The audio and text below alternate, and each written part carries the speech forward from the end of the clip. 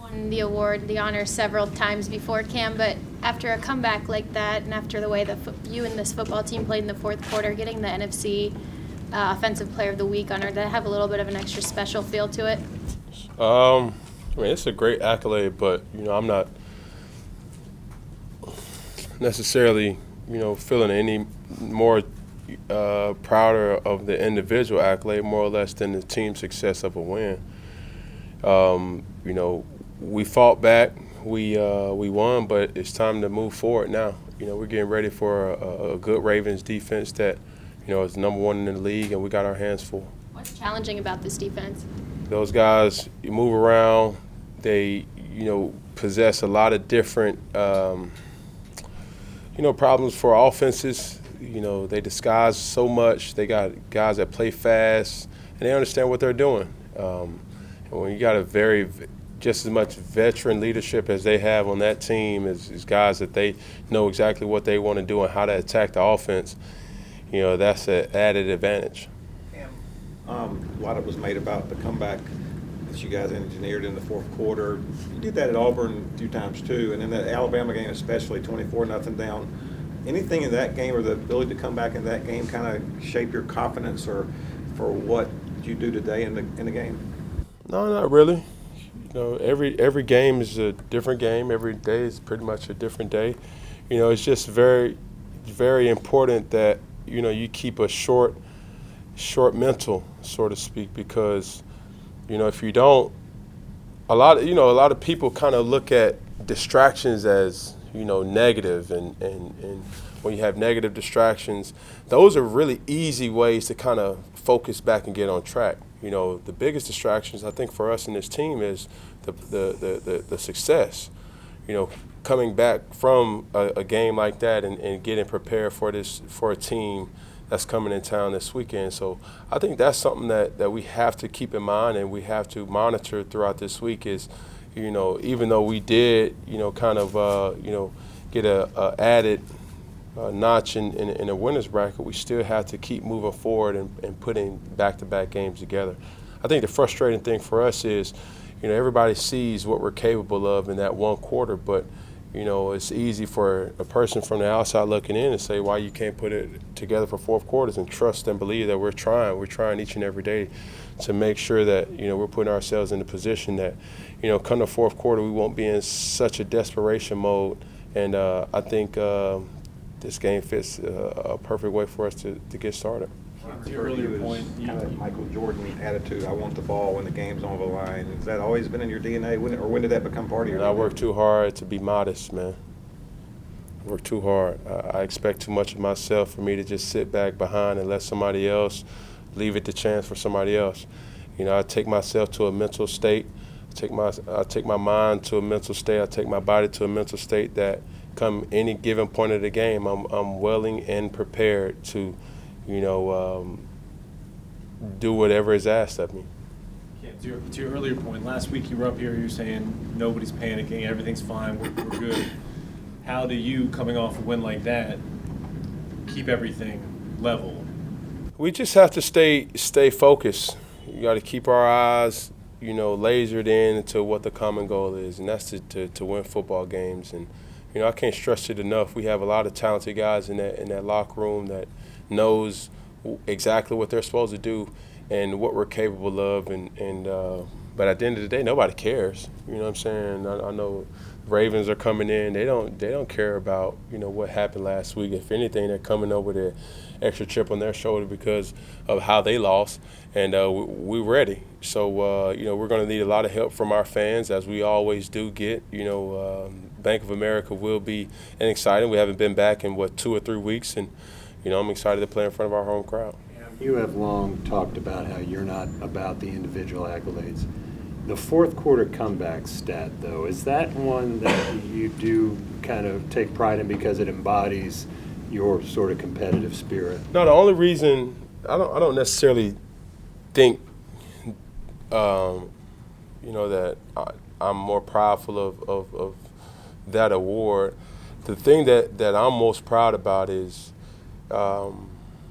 just channeling inner energy with telling yourself if you're ever put back in that situation.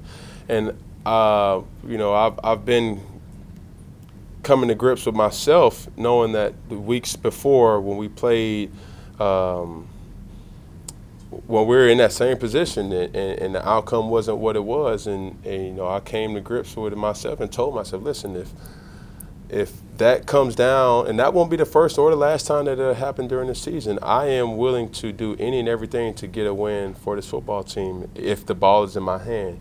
And I just know when it comes to certain quarterbacks in this league, that's the difference. Being able to capitalize when defenses makes mistakes, or even when they don't make mistakes, you still have to find ways to score and uphold your end of the bargain, and that's all I'm trying to do. I have a lot of trust in a lot of guys on this team, and I know a lot of guys have a lot of trust in me. So, I'm not trying to let those guys down.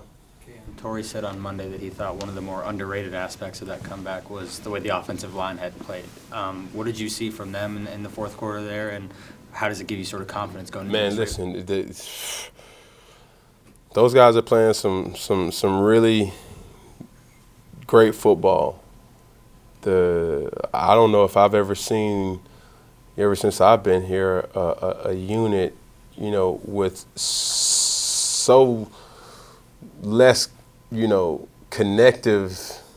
I don't know what I'm trying to say, but they ain't been together for a long time. It wasn't like, they were together at OTAs, they was together in training camp, they get to bond and they get to do this, and, I'm still learning on the fly, let alone, those guys figuring it out. But they're coached by an extremely good coach, and Coach Masco, and and he's had those guys ready to go. So, from CC to Trey to Khalil to Gru to who am I? Myself, Sweat Pack. Those guys, man, they playing some good football, and they ain't complaining. Yeah, there's some talk about you guys not going vertical last week, a lot of the season. But are you liking playing in this offense where it's a lot of intermediate routes? Seems like you're throwing some screen passes and your completions percentage has gone way up. You liking this style? I don't like to talk philosophical things with people that are ignorant to understanding what football is really about. Because when you don't move the ball, they say you're not moving the ball. When you are moving the ball, they're saying, well, why are you not taking shots downfield? When you take too many shots downfield and it's not there, you start forcing the ball. Why you can't protect the ball? So our thing is, we kind of turn our ear to, mute and really focus on what the defense is giving us, and that's pretty much it. When we have opportunities to take shots downfield, trust and believe. Nobody loves touchdowns more than I do, and if it's there, I'm going to take it, and if not, then you just live to fight another day. I think last week's game is a perfect kind of highlight to protecting the football and just staying the course. You get a lot of compliments in different ways. In Baltimore, one of the players today referred to you as a fast dinosaur. I've heard that before. No, for real.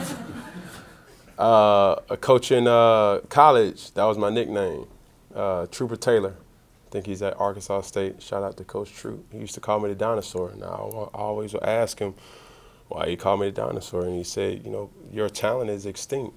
They don't make them like you no more. And I would always laugh, but, as you look around this league, and I, kind of warned a lot of people prior to, but, it's not cocky, it's not confidence, it's just self-belief in yourself, knowing that, the talents that you possess, a lot of people can't say that they have. And, a lot of people try to point to it as a negative and a flaw, but, it's my biggest star.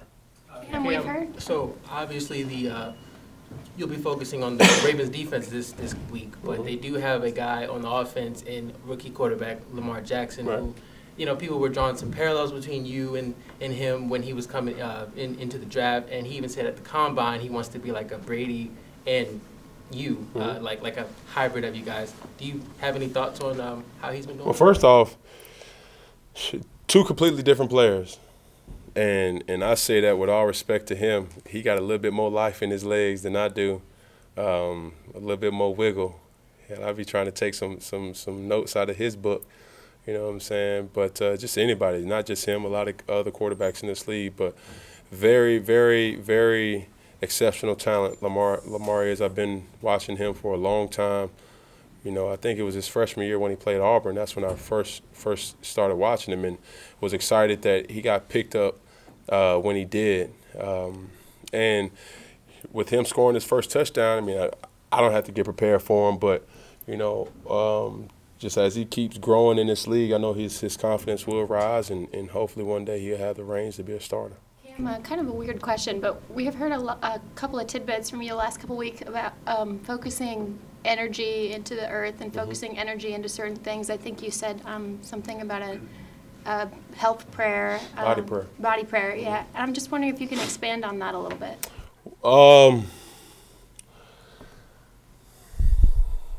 Well, for me, I'm big on energy. I'm big on, you know, let's say reap what you sow, and this goes into a whole nother different, you know, world. But you know, I'm big on putting positive energy in the world. That, you know, what you want, there's power in the tongue. My mom used to always speak it, you know. And you know, did you know, interesting fact, the tongue is the strongest muscle in your body? It is. Look it up. Ask Siri. But you know, as you talketh, as you speaketh, you know, that's pretty much what you're calling yourself and what you're kind of labeling your situation to be. And that's what I pretty much do, you know, throughout, good, bad, or indifferent. You know, this year I've kind of studied so much of football to be so much of a mental sport. It is just like any other thing, and you don't help yourself when you're in a kind of negative, angry, pessimistic, you know, airspace. You know, when you're clear-minded and you're open and full of exuberance and joy, that's when great things tend to happen. And anything that can put you in there, being around people that can bring that out of you, that's what I'm all for. And that's what I've been on for a couple of years, and especially this year.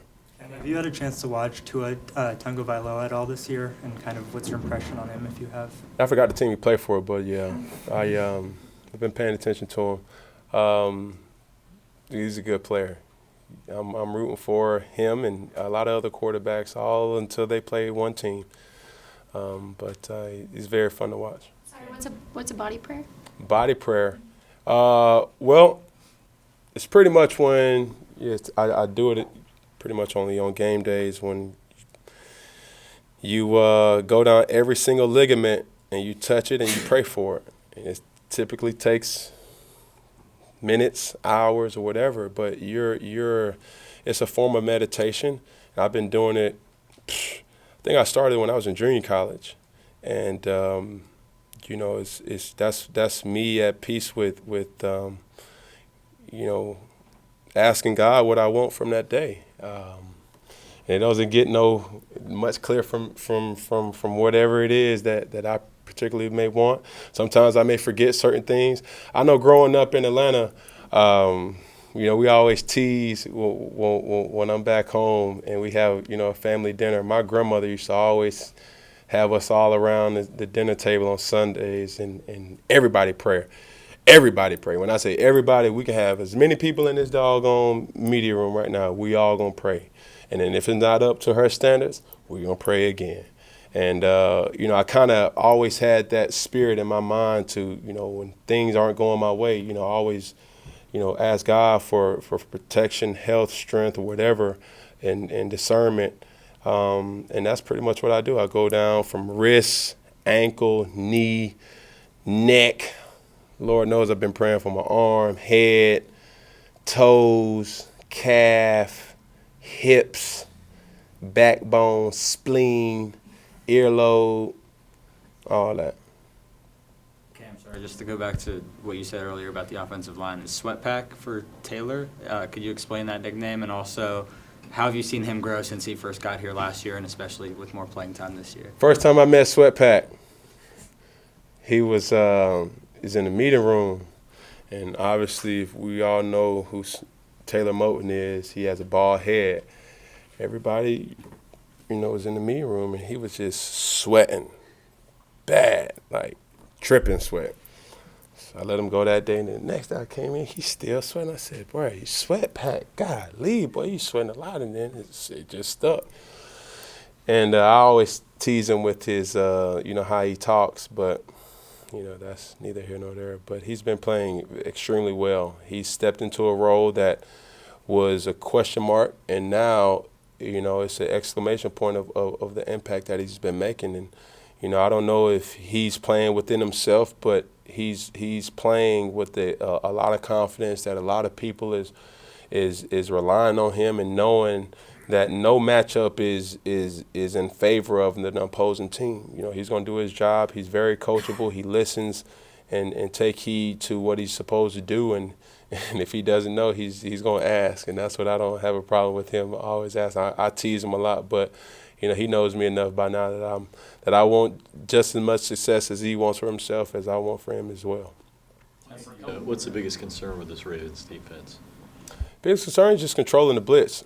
They have a lot of different type of disguises that they can show and that they've been presenting to different offenses. And if we don't stay on top of that on our hots and sites, then we gotta do that. They have a lot of veteran leadership on their team, like I say, and that gets them.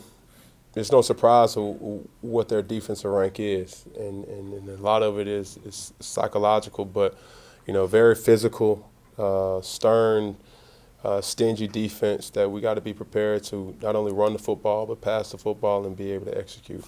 We asked you this on Sunday, but down 3 touchdowns, did you say anything before going out there? One of those series or several of them? I mean, was it just sort of clear? Yeah. Listen here, explicits. We got to score. And a lot of more explicits coming from a lot of other people in that hub. But hey, it's no need to panic, man. We professionals, and you guys are professionals just like you got to report a story. We're professional athletes, and we got to win football games. And we understand that. We know that. We got to uphold our end of the bargain, and that's what we got to do. And it starts with us on offense, and it starts with the defense when they're on the field, and special teams is no different. And we'll be prepared to do that on Sunday. Engineered a special team, a drive, the game winner. Say it one more time. Have you ever engineered a game-winning drive, high school, middle school, whenever? Do you remember the first time, what it was like? Hell, I don't know. What's considered a game-winning drive when you come out on top? Right. Quarter game winner then. I don't know, man. I don't know. Hopefully, let's just say that ain't my last one. How about that? Cam, real quick, fun one for you. Fun one. I know. I gotta ask it. Just give me a second here. Nick Costier, a weatherman of ours, emulates a lot of your outfits. Have you seen him? I do that one. Yeah. Yeah. Have you seen this guy? The Drip Chronicles guy. Yes. Yeah. So, spoiler alert here, we're going to have some fun with this on the field for our pregame show on Fox, and Okay. all dress up as some of your favorite outfits. Have you seen him? What are some of your reactions when you see him, and you want to come on and hang out with us? Do I want to come out and hang? No, because you guys aren't cool. Now I will come hang out with him. You know what I'm saying? But no, on a serious note, it's been something that I'm kind of looking forward to. I've been looking forward to. He's gonna have his hands full with this week, but we may try to collab and do something. You know what I'm saying? Tell him to keep his DMs open. You know what I mean? So it's been fun. Last week he had a special guest for TD too. I saw that, and I'm all for it, man. Whether it's some type of fun or whatever. Somebody throwing shade or whatever. If it's about me, I bring the good out of it, and it's been something that's very delightful for me to see, and I commend him for doing it. Collaborate, we will. Thank you. Yeah, Thanks, Cam.